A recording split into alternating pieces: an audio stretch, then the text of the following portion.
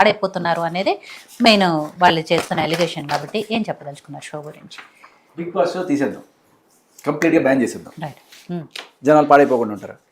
వాడు వేరే చూసుకుంటాడు కదా, అంతకన్నా దరిద్రమైన బోల్డ్ ఉన్నాయి ప్రపంచంలో. కానీ బిగ్ బాస్ షోని ఎందుకు? ఇక్కడ చాలామందికి ఏంటంటే సరే చెడుని చెడుగా చూసి ఓకే ఇట్లాంటివి చేయకూడదురా అనుకుంటే ఓకే, ఓకే ఇది మంచి పని, ఇది మనం చేస్తే మనకి గోల్డ్ మెడల్ వస్తుందో లేకపోతే జనాలు అప్రిషియేట్ చేస్తారు అని అంటే ఓకే. బట్ ఇక్కడ బిగ్ బాస్ షో ఇదేంటంటే లైక్ బిగ్ బాస్ షో కన్నా చాలా పరమదరిద్రమైనవి, చాలా అశ్లీలమైన కంటెంట్ చేసేవి వందలు ఉన్నాయి. మీరు ఇది లేకపోతే సమాజం బాగుపడుతుందంటే నేను ఒప్పుకోను.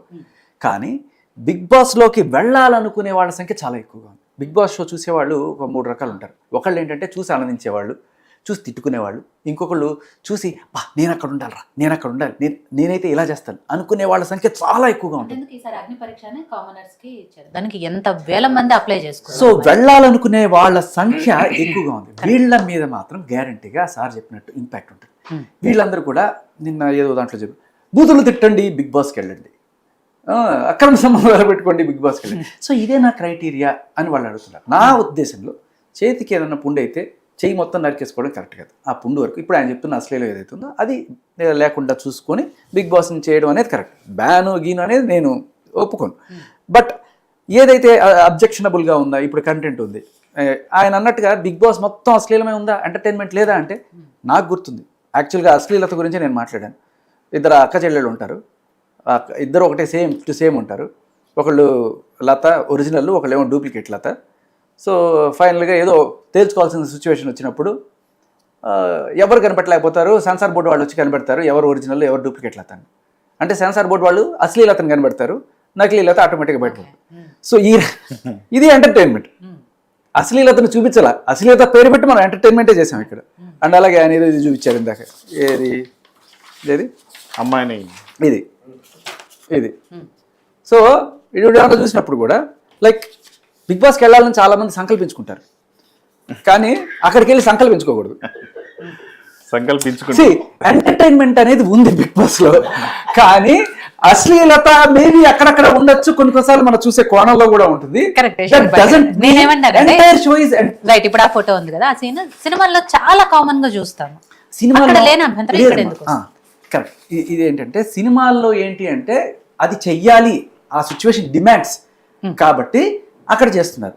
ఇది అలా కాకుండా ఇక్కడ ఏమవుతుందంటే అమ్మా జెన్యుయిన్గా సార్కి అంటే సార్ చెప్పారు మేము మా ఊరి నుంచి వచ్చాము, మా ఊళ్ళో ఇటువంటి కల్చర్ ఉండదు. సో ఊరు నుంచి హైదరాబాద్కి వచ్చినప్పుడు కొంత కల్చరల్ డిఫరెన్స్ ఉంటుంది. హైదరాబాద్ నుంచి మీరు బెంగళూరు పోండి ఇంకా డిఫరెన్స్ ఉంటుంది. బెంగళూరు నుంచి మీరు ఢిల్లీ పోండి ఇంకా దారుణంగా ఉంటుంది. అమెరికా పోండి అసలు ఇంకా అరాచక రోడ్లను మొదలు పెట్టేసుకుంటారు. సో ఆ కల్చరల్ షాక్ అనేది కొంతమంది రిసీవ్ చేసుకోలేరు. This could be normal for somebody but not for rural audience. Maybe హైదరాబాద్లో కూడా అందరూ దీన్ని పాజిటివ్, నేను కూడా అంత దీన్ని ఆయన చెప్పిన దాంట్లో నేను ఒక 50% నేను ఏకీభవిస్తాను. కానీ at the same time we don't know the clear intentions of ఆ అబ్బాయి అండ్ ఆ అమ్మాయి. నిజంగానే ఒక మీరు గమనించవచ్చు స్పోర్ట్స్లో చాలాసార్లు కోచ్ లేకపోతే ఎవరైనా సరే వచ్చి గెలిచినప్పుడు పరిగెత్తుకొని వచ్చి కోచ్ని హర్ట్ చేసుకోవడము అలాంటివి చూస్తుంటాం. బట్ దట్ ఈస్ కాదు నాకు ఎప్పటికైనా అనిపిస్తుంది కొన్నిసార్లు, అరే ఏంట్రా ఇది అనిపిస్తుంది. కానీ బట్ వాళ్ళ మైండ్స్లోకి వెళ్తే that is quite natural. And surprisingly వాళ్ళ హస్బెండ్స్ వాళ్ళ పేరెంట్స్ కూడా దాన్ని అర్థం చేసుకొని ఓకే దీంట్లో తప్పేముంది అనే కోణంలో ఉంటారు. కానీ ఇదేంటంటే ఒక కల్చరల్ షాక్ అనేది రూరల్ ఆడియన్స్ గట్టిగా తగులుతుంది. సో అక్కడి నుంచి మనకి అబ్జెక్షన్స్ రైజ్ అవుతున్నాయి.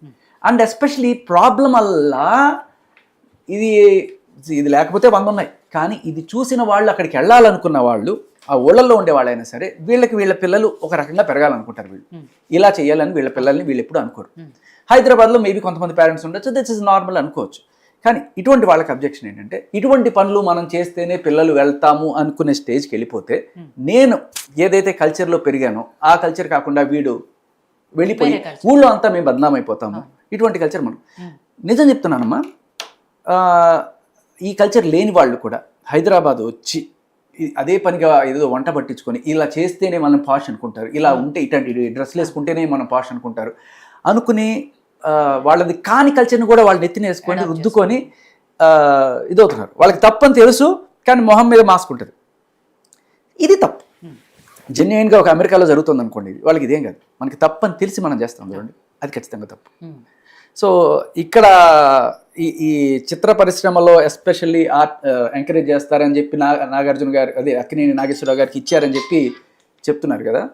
సో ఇక్కడ దాన్ని బిగ్ బాస్కి వాడడం అనేది ఏ కోణంలో మనం చూడొచ్చు అంటే, మేబీ ఇక్కడ నుంచి వెళ్ళే వాళ్ళు హీరోలు అవ్వచ్చు, ఎంతమంది బిగ్ బాస్ నుంచి యాక్టర్లు అవుతున్నారు. సో పరిశ్రమని ప్రమోట్ చేయడం అంటే జస్ట్ సినిమాలు తీయడమే కాదు, ఇక్కడ ఉండే మంచి టాలెంట్ని గుర్తించి హీరోలు హీరోయిన్లు ఆ బిగ్ బాస్ నుంచి బోల్డెన్ మంది వచ్చారు, యాక్టర్స్ అవుతున్నారు. సో ఇది కూడా చిత్ర పరిశ్రమకి ఒక ఎంకరేజ్మెంట్ అనే అనుకోవాలి. బిగ్ బాస్ నుంచి చాలా మంది వెళ్తున్నారు ఆర్టిస్టులు. సో శ్రీను గారు, మీరు కూడా పిటిషన్లు పెట్టిన వాళ్ళల్లో ఉన్నారు కాబట్టి, సరే రవీందర్ రెడ్డి గారు చాలా వరకు విషయాలు చెప్పారు. ఆయన వాళ్ళకున్న అభ్యంతరాలు ఏంటి, షో అట్లా ఎందుకు ఇన్ని విమర్శలు వస్తున్నాయి ఏంటి అనేది. మరి ఇన్ని విమర్శలు వస్తున్నప్పుడు అందరూ దీన్ని బ్యాన్ చేయాలని కోరుకుంటున్నప్పుడు ఇంత హైయెస్ట్ రేటెడ్ ప్రోగ్రామ్గా ఎలా వచ్చింది అది? ఈవెన్ నాగార్జున గారే ప్రతి వారం చెప్తూనే ఉన్నారు హైయెస్ట్ వ్యూవర్షిప్, హైయెస్ట్ రేటింగ్ ఉన్న షో అని. ఎందుకు వస్తుంది మరి? యాక్చువల్గా మేము బిగ్ బాస్ని ఫస్ట్ బ్యాన్ చేయాలని కోరుకుంటున్నాం. సెకండ్ థింగ్ ఏంటంటే, సరే అశ్లీలత, వల్గర్ లాంగ్వేజ్ ఇవన్నీ తక్కువ చేసి అందులో పార్టిసిపేట్ వైల్డ్ కార్డ్ అని కొంతమంది పార్టిసిపేట్ అవుతారు కదా, వాళ్ళని ఏ బేస్ తీసుకొని ఎంట్రీ ఇస్తున్నారు వాళ్ళకి? సరే వాళ్ళు ఇంతకుముందు ఏదైనా మంచి ఉద్యమాలు చేసి వచ్చిరా, లేకపోతే 10 మందికి సేవ చేసి వచ్చిరా? చెప్తున్నా, ఏదైనా మంచి పనులు చేసి వచ్చిన వాళ్ళకి ఇస్తే సంతోషం అండి. ఇప్పుడు అందులో 2-3 ఒక 4 ఉన్నారు, ఒక నలుగురు డిఫరెంట్ ప్రాబ్లంలలో బయట. ఇప్పుడు వాళ్ళకి ఇంకా తెలుసో తెలియదో, ఒకరు ఫ్యామిలీ పరంగా ఉన్నారు, ఒకరు డ్రగ్స్ పరంగా ఉన్నారు, ఇంకొకరు 3 రోజులు వాళ్ళు కూడా ఇంకో ఫ్యామిలీనా శేఖర్ గారు, ఇంకొకరు కూడా ఫ్యామిలీ. అంటే పబ్లిక్ కూడా నార్మల్ పబ్లిక్ ఏమైతుంది, ఏదైనా అరాచకం చేసి ఏదైనా డిఫరెంట్ గా చేస్తే ఇంట్లో మాకు వచ్చే ఛాన్స్ ఉంటుంది. రియాక్ట్ అయ్యి ప్రభావితమై చెడిపోయే ప్రమాదం ఉంది. మాకు కూడా మా బాధ అంతా అదే కదా. ఇప్పుడు గ్రామాల ప్రాంతాలలో ఏం చేస్తారు, అరే ఇంట్లో పోతే ఇట్లా అవుతాము, ఏదైనా డిఫరెంట్ చేస్తారంటే జీవితాలు నాశనం చేసుకుని చాలా మంది ఉన్నారు. అంటే బిగ్ బాస్ అయితేనే నాశనం అవుతుంది కాదు, డిఫరెంట్ రూట్లలో నాశనం అవుతుంది. అంటే మేము ఎవరు పట్టించుకోవట్లేదు. యాక్చువల్ మేము 150 కిలోమీటర్స్ నుంచి వచ్చి మా ఆవేదన చెప్పడానికి కారణం ఇదే. ఎవరు ప్రతి ఒక్కరు ఇప్పుడు మా కాల్స్ కూడా అవే వస్తున్నాయి, అన్న మేము వద్దాం అనుకున్నాం, మాకేం సపోర్ట్ లేదు, మీరు మనకు చెప్పండి మేము వస్తాము. అంటే ఎవరు బిజీలో వాళ్ళు ఉంటే ఎవరు పట్టించుకోలేదు. మేము ఆల్రెడీ 3-4 డేస్ నుంచి ప్లాన్ చేసుకోవడం మాకు రావడానికి 3 డేస్ పట్టి, ఇంత ఇన్ఫ్లుయెన్స్ ఉండి చేసే వరకు 4 డేస్ ఎవరి పనులలో వాళ్ళు బిజీ. ఇక్కడమ్మా నేను ఒక మాట చెప్తాను, బూతులు తిట్టింది చెల్లెలు కాదు అక్క, అలాగే టిపికల్స్లో. సో అది ఈవిడ మీద పడుతుంది, ఈవిడ ఏదో కవర్ చేయడానికి పోయింది. ఆ కోణంలో నేను ఈవిడికి బెనిఫిట్ ఆఫ్ డౌట్ ఇస్తాను. బట్ ఈవిడ గ్లామర్ ఆరబోతలు అంటే ఇన్స్టాగ్రామ్లో ప్రతి ఒక్కళ్ళు చేస్తున్నారు. వాళ్ళు రేపట్లో ప్రతి ఒక్కళ్ళు కూడా దీనికోసం వ్యూస్ కోసం వీటి కోసం అసలు మరీ ఇంకా బరి తెగించి చేస్తున్నారు ఇన్స్టాగ్రామ్. బిగ్ బాస్ కన్నా అది చాలా ఎక్కువ వ్యూస్ రావాలంటే ఇక కొంచెం సైజులు చిన్నగా చేసుకుంటుంటారు అంతే. ఓపెన్ గా చెప్పాలంటే మిమ్మల్ని ఇందాక అదే అడగని లోపల శేఖర్ గారు మాట్లాడుతుంటే తనకి ఇచ్చినా కానీ ఇన్స్టాగ్రామ్ రీల్స్ కోసము ట్రైన్ దగ్గర వాటి దగ్గర లేకపోతే పైన మేడలు ఎక్కువ వాటి చూపిస్తున్నారు. చాలా మంది ప్రాణాలు కోల్పోయిన వాళ్ళు ఉన్నారు కదా రీల్స్ కోసము చేసుకుంటూ ప్రాణాలు పోయిన వాళ్ళు ఉన్నారు. ఫ్యామిలీ కూడా ఇప్పుడు భర్త మాటని కూడా రీల్స్ చేస్తే వదిలేసిన ఫ్యామిలీస్ చాలా ఉన్నాయి. వచ్చిన చాలా చెప్ తింటలేదన్నా ఏదన్నా చెప్పన్నా ఏం చేస్తాం, ఆమె సెలబ్రిటీ ఆ మోజులో పడిపోయినప్పుడు అట్లాంటి ఇన్స్టాగ్రామ్ రీల్స్ లోనో ఇంకా మిగతా వాటిల్లోనూ రాని అభ్యంతరాలు కేవలం ఈ షోకే ఎందుకు వస్తున్నాయి అనేది ఆయన అన్నట్టు బిగ్ బాస్ షో ఆపినంత మాత్రాన అశ్లీలతో అభ్యంతరాలు మొత్తం అన్ని పోతాయి. మొత్తం ప్రపంచాన్ని ఒకటేసారి మార్చలేమమ్మా.